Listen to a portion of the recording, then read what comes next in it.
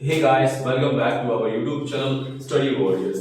तो study warriors में आज हम संविधान की जो सीरीज है उसी के साथ आगे बढ़ रहे हैं और आज हम बात करने वाले हैं भारतीय संविधान के शोध के बारे में, इंडियन कॉन्स्टिट्यूशन के सोर्सेस के बारे में कि भारत का संविधान जो है वह कैसे बनाया गया और किन देशों से क्या व्यवस्था ली गई। देखिए, हमारा एक बहुत जरूरी क्वेश्चन बनता है कि विश्व का सबसे बड़ा संविधान किस देश का हो सकता है। यार, अपने ही देश का है, भारत का ही विश्व का सबसे बड़ा संविधान है और उसका अगर मैं सबसे बड़ा कारण बताऊं तो भारत की जनता है। भारत में विविधतापूर्ण वाला समाज है जिसमें जाति, धर्म, लिंग, वर्ग, नस्ल इत्यादि बहुत सारे आपके विभिन्न प्रकार के लोग रहते हैं। तो सभी को साथ रखना, सभी के विकास की बात करना और सभी के लिए विकास के कार्य भी करना ये बहुत जरूरी हो गया था। इसीलिए भारत के जो संविधान निर्माता हैं उन्होंने एक ऐसा संविधान बनाने का प्रयास किया जो समाज के सभी वर्गों को फायदा पहुंचाए। इसी प्रयास में हमने बहुत सारे देशों के संविधानों को पढ़ा, समझा और जो व्यवस्था हमें जिस संविधान की अच्छी लगी हमने उसे अपनाया। लेकिन हाँ, परिवर्तनों के साथ। ऐसा नहीं है कि हमने किसी भी देश का संविधान उठा लिया और अपना लिया, ऐसा बिल्कुल भी नहीं किया। हमने समझा है, हमने बात की है दोस्त और उसके बाद अपनाया है। तो ये हमारे संविधान के निर्माता जो थे बहुत समझदार थे और बारीकी से संविधान को बनाने का उन्होंने प्रयास किया है। तो सबसे पहले आज मैं बात करने वाला हूं भारत सरकार अधिनियम। भारत सरकार जो अधिनियम है 1935, ये जो भारत सरकार अधिनियम 1935 का है यह बहुत जरूरी है क्योंकि भारत के जो संविधान में कुल आपके जो अनुच्छेद हैं, जो कुल अनुच्छेद है वो 395 थे, जिसमें से 250 केवल इस भारत सरकार अधिनियम से लिए गए। यदि मैं ये कह दूं कि अधिकतर जो चीजें हैं या भारत संविधान का आधा जो एक प्रारूप है या आधी चीजें हैं वो हमने जो सरकार अधिनियम है या शासन अधिनियम है उससे ही हमने बिल्कुल उठा ली है। बात समझ में आ रही है? और ये कब था? डेट देखो जरा, 1935 है। इसका मतलब जब अंग्रेजों का भारत में शासन था उसी समय हमने ये जो व्यवस्थाएं हमने सोची थी कि ऐसा करेंगे, हमने वही अपना लिया। तो बहुत सारे लोग ये भी प्रश्न उठाते हैं कि ये जो संविधान है यह हमने स्वतंत्र रूप से नहीं, हमारा नहीं है, इस पर जो छाप है वो ब्रिटिशर्स की ज्यादा है। लेकिन मैं फिर से यही बात कहूंगा, हमारे जो संविधान के निर्माता थे उन्होंने बहुत सोचा है, समझा है और वही चीजें अपनाई है जो भारत के लोगों के लिए बहुत जरूरी थी। तो पहला हम देखते हैं कि न्यायपालिका की जो व्यवस्था है। देखिए, भारत में जो न्यायपालिका की अगर मैं व्यवस्था की बात करता हूं तो वह पिरामिड के आकार का है। भारत में न्यायपालिका की व्यवस्था पिरामिड के आकार का है जिसमें हम लोग 4 भाग कर देते हैं। पहला भाग होता है सर्वोच्च न्यायालय, ये सर्वोच्च न्यायालय होता है। कौन सा न्यायालय है? सर्वोच्च न्यायालय। दूसरा जो भाग होता है वो हम इधर कर देते हैं, वो आपका होता है उच्च न्यायालय। तीसरा जो भाग होता है वो आपका है जिला न्यायालय। कौन सा न्यायालय है? जिला न्यायालय। और चौथा जो आपका ये वाला चौथा वाला जो आपका है वो होता है अधीनस्थ न्यायालय। इसका मतलब जो शासन व्यवस्था में न्यायपालिका की जो व्यवस्था है वह हमने भारत सरकार जो अधिनियम है वहां से लिया है। मैं 2 चीजें और क्लियर कर दूं, भारत में सर्वोच्च न्यायालय केवल एक है और सारी शक्तियां अगर मैं कहूं तो वो सर्वोच्च न्यायालय के पास ही चली जाती हैं। मतलब निचली अदालतों के जो फैसले हैं वो सर्वोच्च न्यायालय पलट सकता है। ठीक है, उच्च न्यायालय भारत में 25 है। ठीक है, तो ये कुछ स्पेसिफिक डाटा हम लोग याद कर सकते हैं। इसी के साथ अगर मैं बात करूं तो भारत में जो लोक सेवा आयोग है वह भी, मतलब यूपीएससी जो आप एग्जाम, बहुत सारे अभ्यर्थी हैं जो आज बहुत सारे यूपीएससी के एग्जाम की तैयारी कर रहे हैं, संघ लोक सेवा आयोग की तैयारी कर रहे हैं। तो यह जो आयोग है, ये जो एग्जाम की जो पैटर्न है वह भारत सरकार जो अधिनियम है, शासन अधिनियम है, हमने वहां से लिया है 1935 से। और अगर मैं आपको कहूं कि तो ब्रिटिशर्स ने ही यूपीएससी में जो एग्जाम जो आपका होता है आईएएस, आईपीएस, आईएफएस अधिकारी बनते हैं, यह व्यवस्था भी हमारी ब्रिटेन से ही हमने ली है। ठीक है, इसी के साथ भारत के नियंत्रण एवं महालेखक जो परीक्षक होता है जिसको हम लोग सीएजी भी बोलते हैं, इसको क्या बोलते हैं? सीएजी भी बोलते हैं। यह जो व्यवस्था है यह भी हमने भारत शासन जो अधिनियम है उसी से लिया है। इसी के साथ रशिया जो एक देश है, रूस जिसे हम कहते हैं, उससे हमने क्या व्यवस्था ली है? तो रशिया से हमने लिया है हमारा मौलिक कर्तव्य।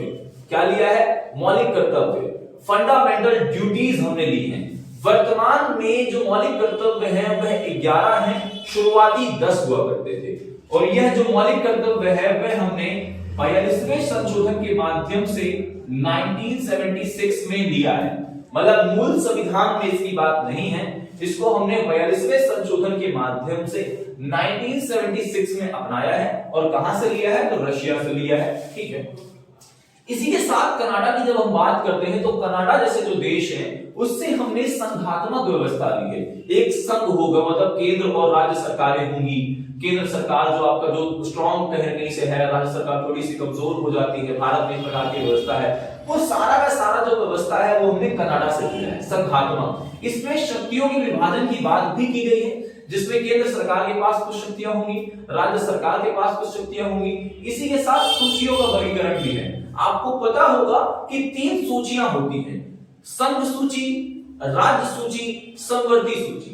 संघ सूची के जो मामले होते हैं वे केंद्र सरकार लेती है, राज्य सूची के मामले राज्य सरकार उसके फैसले लेती है। समवर्ती सूची जो तीसरा है उसके फैसले केंद्र और राज्य दोनों ले सकते हैं, लेकिन अगर दोनों में सहमति ना बने तो केंद्र सरकार का ही मुद्दा फिर उसमें माना जाएगा, बात मानी जाएगी। और चौथी एक और सूची होती है अवशिष्ट सूची। वह अवशिष्ट सूची भी हमने जो कनाडा की जो व्यवस्था है कि भैया वो केंद्र के पास चली जाएगी, यह भी हमने वहीं से ले ली है। अवशिष्ट सूची के जो विषय है वो नवीनतम है, नए हैं, पिछले 30-40 सालों के बाद ही अमल शुरू हो गए हैं, जैसे कि साइबर क्राइम। सो साइबर क्राइम जो है अवशिष्ट सूची में आता है और वह मामला भी केंद्र सरकार के पास है। ठीक है, इसके बाद हम बात करते हैं कि अमेरिका जैसे देश से हमने क्या लिया है, यूएसए से हमने क्या लिया है। अमेरिका से हमने लिया है मूल अधिकार। जो भारत में मूल अधिकार है उनका वर्णन आपको बताना है, अनुच्छेद 12 से लेकर अनुच्छेद 35 में है। मूल अधिकार का जो वर्णन है वे अनुच्छेद 12 से लेकर अनुच्छेद 35 में इसका किया गया है और संविधान के भाग 3 में है। कौन से भाग में है? 3 में। मूल अधिकार हमारे वर्तमान में 6 हैं, शुरुआती तौर पे 7 हुआ करते थे, लेकिन संपत्ति के अधिकार को हटा दिया गया है मौलिक अधिकार से। वर्तमान में 6 ही मौलिक अधिकार हैं। पहला है समानता का, दूसरा स्वतंत्रता का, तीसरा शोषण के विरुद्ध अधिकार है, चौथा धार्मिक स्वतंत्रता का अधिकार है, पांचवा आपका शिक्षा और अल्पसंख्यक के जो सांस्कृतिक अधिकार होते हैं, और छठा आपका संवैधानिक उपचारों का अधिकार है। तो ये 6 मौलिक अधिकारों की जो व्यवस्था है वह हमने अमेरिका से ली है। इसमें न्यायिक पुनराविलोकन की एक बात करता है। ये पुनराविलोकन क्या होता है? समझ लीजिए, मान लीजिए कि संसद ने कोई कानून बनाया है और संसद को जो कानून बनाया गया है, हमारा जो न्यायालय व्यवस्था है या न्यायालय है हमारा, वह उस कानून की जांच पड़ताल करेगा, उस कानून को देखेगा। अगर वह संविधान के अनुसार है, संविधान के किसी भाग को या किसी चीज को वो खंडित नहीं कर रहा है, उसकी अवमानना नहीं कर रहा है, तब तो ठीक है, वो बना रहेगा। लेकिन संविधान के अगर विपरीत है, संविधान की अवहेलना कर रहा है, तो उस कानून को वही रद्द कर देने का आदेश सर्वोच्च न्यायालय दे सकता है। इसी के साथ एक और व्यवस्था होती है कि सर्वोच्च न्यायालय अपने ही फैसले पर दोबारा सुनवाई कर सकता है, अपने ही फैसले पर दोबारा सुनवाई, क्योंकि देखिए गलती होने की संभावना हर जगह संभव है, तो वहां भी यह व्यवस्था है कि सर्वोच्च न्यायालय अपने ही फैसले की दोबारा जांच पड़ताल कर सकता है। इसी के साथ संविधान की सर्वोच्चता की बात की गई है कि देश में सबसे सर्वोच्च जो होगा वो संविधान ही होगा। क्या होगा? संविधान। लेकिन अगर आपसे कोई पूछ ले कि यार सबसे ज्यादा सर्वोच्च किसे बनाया, किसकी बात की गई है संविधान में, तो भारत की जनता की। संविधान की अगर शक्ति का स्रोत, मतलब संविधान का जो शक्ति है, अगर उसका स्रोत कोई है तो वह भारत की जनता है। इस बात को भी थोड़ा याद रखिएगा। इसी के साथ जो राष्ट्रपति का जो निर्वाचन होता है वह प्रक्रिया भी हमने अमेरिका से ही ली है कि राष्ट्रपति का जो चुनाव होगा वो समानुपातिक प्रणाली से होगा, वह और एकल संक्रमण से होगा। वह व्यवस्था हमने अमेरिका से ही ली है। और इसी के साथ राष्ट्रपति को जो हटाने की प्रक्रिया है वह अनुच्छेद 61 में किया गया है, महाभियोग के माध्यम से। यदि राष्ट्रपति संविधान की अवमानना करता है, ये संविधान के विपरीत कोई काम करता है, तब उसके खिलाफ महाभियोग को लाया जा सकता है और उसे उसके पद से हटाया जा सकता है। इसी के साथ एक देश जिसने हमें अपना गुलाम बनाया, जिसने 200 सालों तक हम पर शासन किया, उससे भी हमने बहुत सारी चीजें ली, क्योंकि उसका जो प्रभाव है हमारे समाज पर वह ज्यादा रहा था। आज हमारी जो एक प्रकार से हम लोग सरकारी जो हमारी लैंग्वेज है वह अंग्रेजी जो है वो मतलब ब्रिटिशर से अंग्रेजी भी है, अमेरिकन और आपका ब्रिटिश होती है, हमने ब्रिटिश जो इंग्लिश है वही अपना रखी है, मतलब उसका प्रभाव थोड़ा हमारे समाज पर ज्यादा है। अब देखिए संसदीय व्यवस्था और शासन व्यवस्था जो होती है संसदीय, इस संसदीय शासन व्यवस्था में सरकार का प्रमुख प्रधानमंत्री होता है, देश का प्रमुख राजा या राष्ट्रपति कोई भी हो सकता है। अब हमारे देश में क्या है, राष्ट्रपति ही है, हमने राष्ट्रपति की व्यवस्था कर रखी है और ब्रिटेन ने कर रखी है राजा की। तो यहां पर थोड़ा सा अंतर है, लेकिन हमने संसदीय प्रणाली ही अपना रखी है। और संसदीय जो विशेषाधिकार की जो व्यवस्था है कि सरकार के पास जो पावर्स होंगी, मंत्रिमंडल की जो व्यवस्था है, वह सब कुछ हमने ब्रिटेन से ही ले लिया है। इसी के साथ विधि का शासन होगा, कानून का शासन होगा, यह व्यवस्था भी हमने ब्रिटेन से ही ली है। और हाँ, एकल नागरिकता, जैसे हमने कहा कि सारी जो शक्तियां हैं वो सर्वोच्च न्यायालय जिस प्रकार से एक केंद्र में होता है, उसी प्रकार से जो व्यवस्था है वो हमने ली है ब्रिटेन से कि सर्वोच्च न्यायालय पावरफुल होगा, मतलब उसके फैसले ही माने जाएंगे, निचली अदालतों के फैसले वो हटा सकता है, निरस्त कर सकता है। आयरलैंड एक देश है और आयरलैंड से हमने क्या लिया है, तो आयरलैंड से हमने लिया है राज्य के नीति निर्देशक तत्व। ये जो नीति निर्देशक तत्व है, जिस प्रकार से मौलिक जो अधिकार है वह हमारे लिए है, मानव के लिए है ना, उसी प्रकार से जो राज्य के नीति निर्देशक तत्व है वे राज्य के लिए है। ऐसे नियम है जो राज्य को अपनाने चाहिए, राज्य उसे अपना करके कल्याणकारी काम करे जनता के लिए।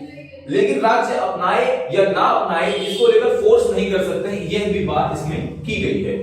इसी के साथ राज्यसभा के जो मेंबर्स होते हैं, जैसे वर्तमान में हम लोग बात किया करते हैं कि राज्यसभा के आपके 250 जो मेंबर्स है उसमें से 12 का चुनाव राष्ट्रपति करता है। तो वह जो प्रक्रिया है वो हमने आयरलैंड से ही ले रखी है।